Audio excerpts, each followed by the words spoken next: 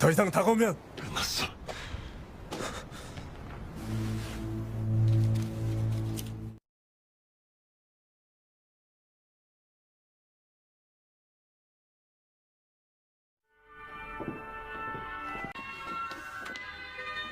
Adegan dibuka dengan 3 pemain kita yang tersisa berjalan kembali menuju asrama.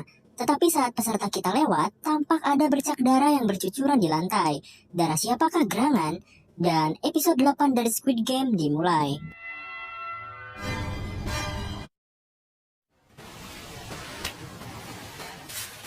Jungwoo berhasil naik ke daratan. Dengan segera, ia membuka peralatan selam dan mengambil HP-nya.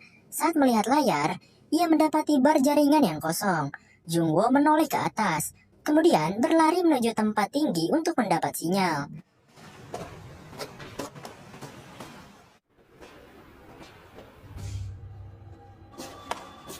Para peserta telah kembali ke asrama, namun saat berjalan, Sebyok tampak bermasalah. Nafasnya sedikit tersenggal, dan langkahnya pun agak pincang. Gi-hun menghampiri Sang-woo, memegang pundak dan menatapnya dengan serius. Gi-hun bertanya mengapa Sang-woo membunuh si bapak gondrong. Sang-woo pun balik bertanya mengapa Gi-hun begitu perhatian setelah bisa selamat dengan beruntung.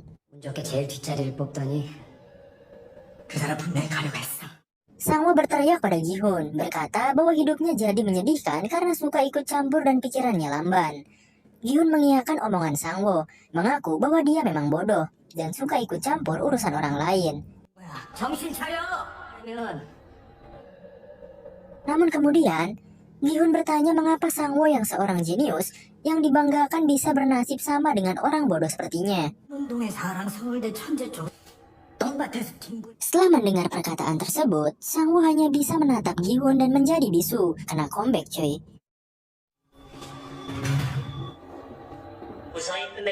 Beberapa saat kemudian, para staf datang, memberi ucapan selamat pada mereka yang berhasil bertahan setelah melewati 5 permainan, dan akan memberikan mereka hadiah. Namun staf meminta mereka untuk mengenakan pakaian yang mereka sediakan terlebih dahulu. Adegan pun beralih, memperhatikan Sebyok yang sedang berdiri di depan wastafel. Dia nampak kesakitan, dan ternyata tetesan darah yang ada di awal berasal dari Sebyok. Tadinya gue kira dari tangan Gi-hun. Sebyok berusaha mencabut kaca tersebut dan berhasil.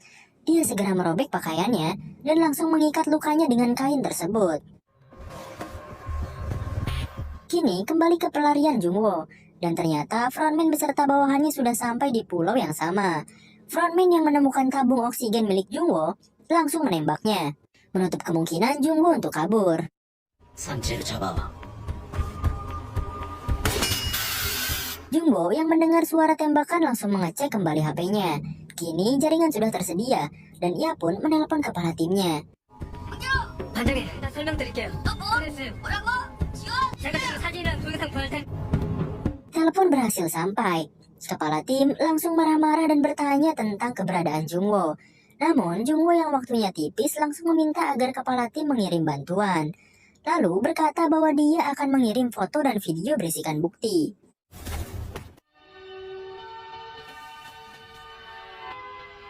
Kembali kepada pemain. Kini asrama tempat mereka beristirahat telah disulap menjadi dining hall yang mewah dengan lilin sebagai penerang. Diiringi dengan musik klasikal, para staf menghidangkan makanan-makanan mewah kepada para finalis yang sudah berdandan dengan setelan jas yang keren abis.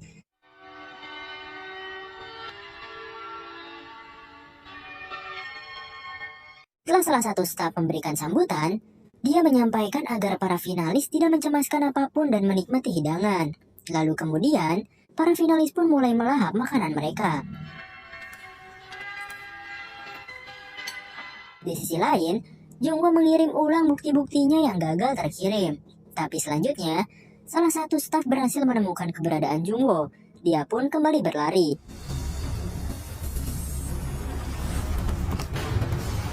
Para finalis menikmati makanan mereka, sementara Gi-hun dan Sang-woo saling balap makan. Sebyok justru masih susah payah memotong dan melahap makanannya. Jungwoo kini kehabisan jalur untuk kabur. Dan pada akhirnya, para staf dan frontman berhasil mengejarnya.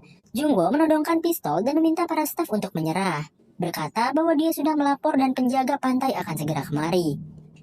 글쎄, 대한민국 제대로 갔는지 뭐. Frontman maju, meragukan gertakan dari Jungwoo. Frontman menjelaskan bahwa dari 5 amunisi peluru di pistol Jungwoo, yang beneran terisi hanya ada 3, karena berdasarkan peraturan polisi Korea, 2 sisanya dikosongkan dan diisi peluru hampa.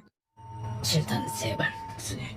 Frontman melanjutkan dengan berkata bahwa 2 peluru Jungwoo sudah terpakai untuk membunuh staf dan membuka pintu darurat. Jadi, yang tersisa hanyalah 1 peluru. Jungwoo pun menjawab bahwa 1 peluru saja sudah cukup untuk membunuhnya. Pelatuk pun ditarik.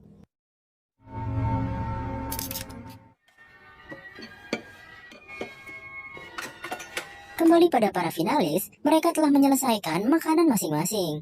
Namun tampaknya, makanan milik Sae-byeok masih tersisa cukup banyak.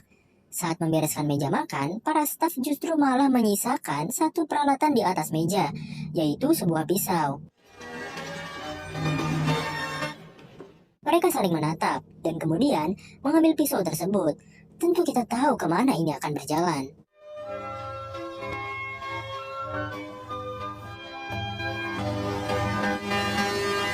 Adegan berganti. Kini frontman mulai melangkah maju, tapi kemudian ditembak oleh Jungwoo tepat di dada sebelah kanan. Staf hampir menembak, namun dihentikan oleh frontman.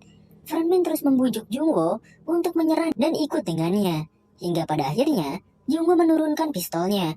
Ia bertanya siapa identitas frontman yang sebenarnya. Lalu kemudian,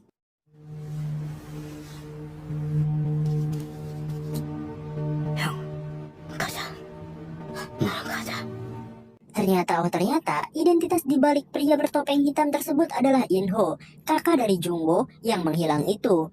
Juga pemenang Squid Games tahun 2015. Frontman kembali membujuk Jungwoo, tetapi Jungwoo yang masih kaget menggelengkan kepalanya.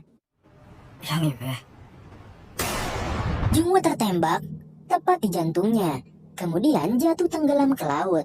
Dia mati dengan rasa tak percaya bahwa seorang pengurus game mematikan ini adalah si kakak yang selama ini ia cari.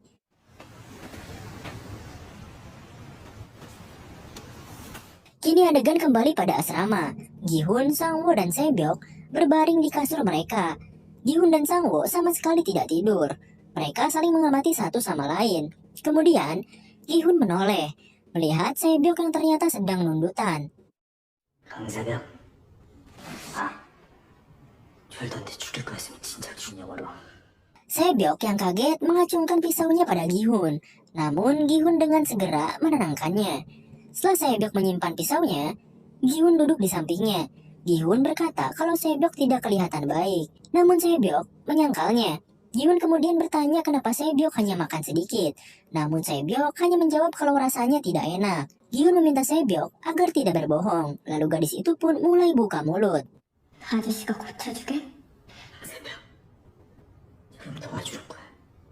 Sesaat kemudian, Gi-hun mengajak Sae-byeok untuk bekerja sama untuk mengalahkan Sang-woo, membagi 2 uang hadiahnya dan keluar dari tempat ini.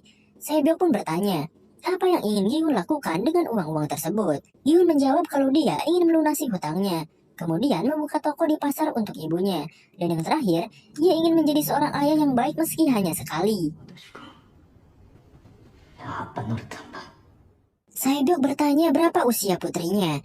Gi-hun menjawab usianya 10 tahun. Sae-byeok berkata bahwa usia putri Gi-hun sama dengan adiknya. Gi-hun bertanya di mana adik Sae-byeok sekarang. Sae-byeok menjawab kalau adiknya berada di panti asuhan. Dia berjanji untuk menjemput adiknya pulang dan membawa ibunya ke Korea Selatan. Sae-byeok bilang bahwa dia sudah berjanji membeli rumah untuk mereka bertiga. Lalu Gi-hun menimpali bahwa setengah dari uang hadiah cukup untuk itu semua. Sae-byeok meminta Gi-hun untuk berjanji, bila salah satu dari mereka keluar hidup-hidup, maka harus menjaga keluarga mereka masing-masing. Tetapi Gi-hun menyangkal dan berkata bahwa mereka berdua akan keluar dengan selamat. Tapi setelahnya, Sae-byeok masih meminta agar Gi-hun berjanji untuk menjaga adiknya. Gi-hun meminta Sae-byeok untuk diam. Ia berdiri dan berjalan mendekati Sang-woo yang rupanya sedang tertidur. Namun saat Gi-hun sudah mengeluarkan pisaunya, 그러지 마, 아저씨.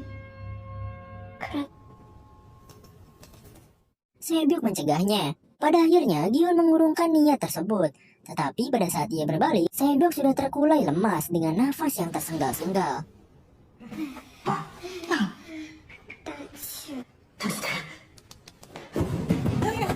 Giun membuka selimut Sebyok. Ia pun kaget melihat kemeja Sebyok yang kini berlumuran dengan darah. Giun meminta Sebyok untuk bertahan. Ia pun langsung berdiri dan pergi untuk memanggil dokter. Giun yang panik menggedor-gedor pintu. Ia berteriak agar segera dipanggilkan dokter karena keadaan Sebyok yang sudah parah. Giun terus-terusan berteriak dan memohon. Namun tak ada satupun yang menjawab. Hingga pada akhirnya,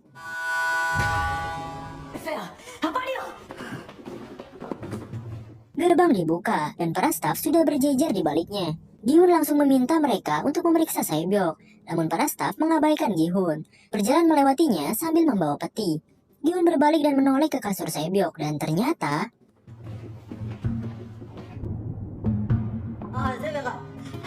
di sana ada Sangwo yang berdiri di sampingnya. Giun meraih Sebyok yang kini sudah terpujur kaku dan pucat dengan darah yang berteteran di sekujur tubuhnya. Giun memanggil-manggil Sebyok, lalu mendapati sebuah luka tusuk di lehernya. Matanya mulai lembab. Dia terus memanggil nama Sebyok. Namun sayangnya Giun tak kunjung mendapat balasan.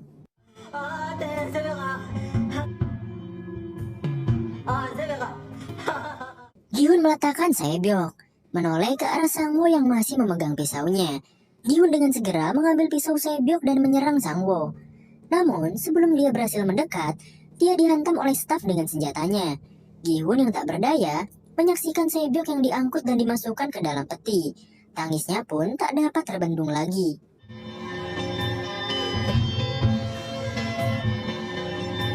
Di sisi lain, frontman tengah mengobati luka tembaknya. Dia pun menatap kaca. Tapi yang ia lihat bukanlah bayangannya, melainkan adiknya yang baru saja ia bunuh dengan tangannya sendiri. Lagu Fly Me to the Moon berputar, dan kini adegan berganti. Peti yang berisi mayat Sebyok pun dimasukkan ke dalam tempat kremasi. Api dinyalakan, dan peti pun terbakar perlahan-lahan. Dan tepat di sini, perjuangan Kang Sebyok demi membahagiakan keluarganya berakhir dengan pilu. Dan episode 8 Squid Games ini pun ditutup dengan kematian Sebyok. Telah terbongkar bahwa kakak dari Jungwoo yang selama ini ia cari ternyata frontman sendiri. Lanjut ke episode terakhir aja cuy.